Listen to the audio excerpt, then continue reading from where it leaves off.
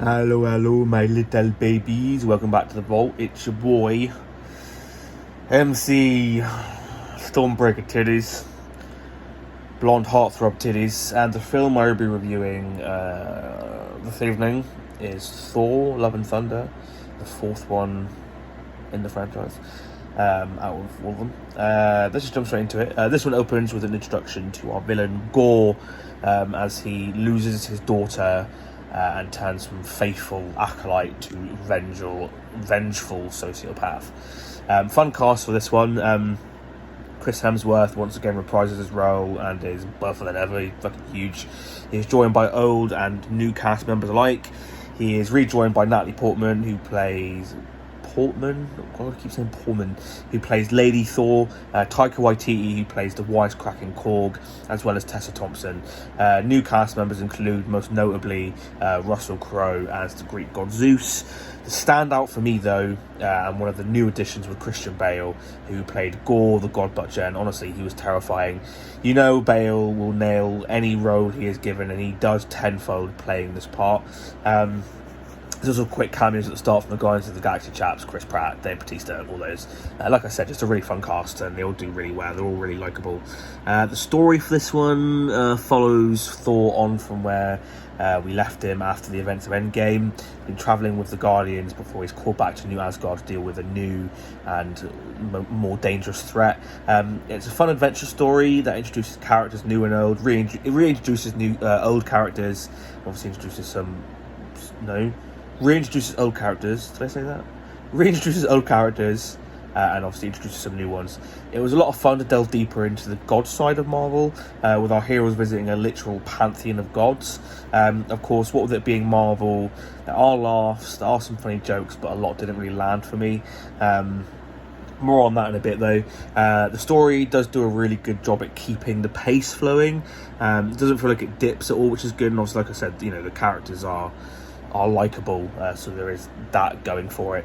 The action is pretty much what you'd expect from Marvel by this point. Nothing new, but still big on spectacle and at least entertaining. The entire film is beautiful to look at, though. From the costume designs to the set designs. Even though the majority of the sets are probably green screen, it looks so good, especially the set for the God City, Omnicity. I'm definitely probably pronouncing that wrong. But yeah, it looked really good and really big, colourful. And the only thing I learned from this was that Chris Hemsworth, well, he'll age like a fine wine. His wife's a lucky woman. Here we have it, guys. This is my very quick review for Thor: Love and Thunder. Let's jump to two most important questions. Question number one, would I recommend this film? I would only personally recommend this film if you are a huge Marvel fan, or you want to keep up with what's happening in the MCU. But other than that, if you're not really too bothered about keeping up with it or what's happening in the MCU, I wouldn't recommend this film. There's other better films out at the moment. Top Gun is still out at the moment. So which brings me to question number two: does this film belong in the vault? I know I say this a lot, but I really did want to like this film, and I did like some aspects of it. There's definitely some things that make it enjoyable. And being that I wasn't really all that enamoured with Ragnarok, seeing the trailer for Love and Thunder, my interest was piqued. I mean, it was colourful, it had Guns N' Roses playing, but for the life of me, narratively, this film is just dreadful. There are more than a few plot threads that just do not make sense. For example, just a few examples. Jane reading in a book that reading Mjolnir will heal her from her cancer. Then it turns out later in the film that wielding the hammer is actually killing her. She also drops the hammer at one point in the film, but then reverts back to her sick, kind of dying self. However, when she loses Mjolnir in a battle later in the film, she doesn't revert back. Really odd. There's also no explanation for Mjolnir reforming itself for her. But okay, I could ignore that if that was the only one. But how about Thor enlisting the help of kids he ventured off to save in the first place against a sword-wielding psychopath, the sword in question having the ability to kill gods, and Thor having just given these kids some of his power, giving some of his power to these kids, definitely made them more susceptible to that sword. There's many more silly plot lines like this. I mean, when the director himself says he wanted to create this film with a Thor that fans wouldn't want, then you know he doesn't really give two shits about the IP.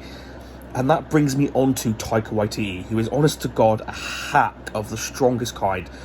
I've never really liked him as a director, and this film has only just confirmed why I don't like him as a director. All he's given us is a jumbled, colourful mess that's funny. I love comedy. I grew up on comedy. But when I tell you that this film is just too comical and that it is just joke after joke after joke without letting any of the more sombre scenes breathe, then you know that I have a point. And it's the kind of humour where it's apparently funny when a character talks to an inanimate weapon, like it's a jealous lover or a sentient pet, or cringe-inducing humour where Jane is trying to come up with a catchphrase. Also, the level 5 shitstorm that would have happened in the media if it had been a female character that had her clothes blown off. I just hate double standards in anything. Films, whatever. The thing I hate the most, though, about this film, that after Endgame, Thor was still suffering from depression and PTSD. Yeah, all that is solved with a quick montage. All that character growth just wasted. Seriously, man, fuck Waititi. He's completely ruined the character of Thor. So for all of those reasons, I'm sorry to kind of ramble on there. But for the script and the plot's just making no sense whatsoever. For the director saying that he didn't want to do a Thor that the fans were going to like, and for just the humour just being this childish humour where the jokes just weren't based in anything. They're just thrown in because, oh, that's funny, we'll just throw that in. I'm not going to sit here and keep bashing this film, so for those reasons, there's that little turd song that's gone off, followed by a, I don't know, fucking lightning strike from Thor. I don't know. There we have it, guys. There's my review for Thor Love and Thunder. If you've seen it and you loved it, I'd be interested in what you loved down in the comments below, because I really struggled. If you hated it, let me know what you hated down in the comments below. If you agree with my issues with it. As always, guys, if you like what I'm doing here, please don't forget to like, subscribe, share this video with your friends, your pets, your families, your friendly neighbourhood Norse gods. Until the next one, peace, love, and peace.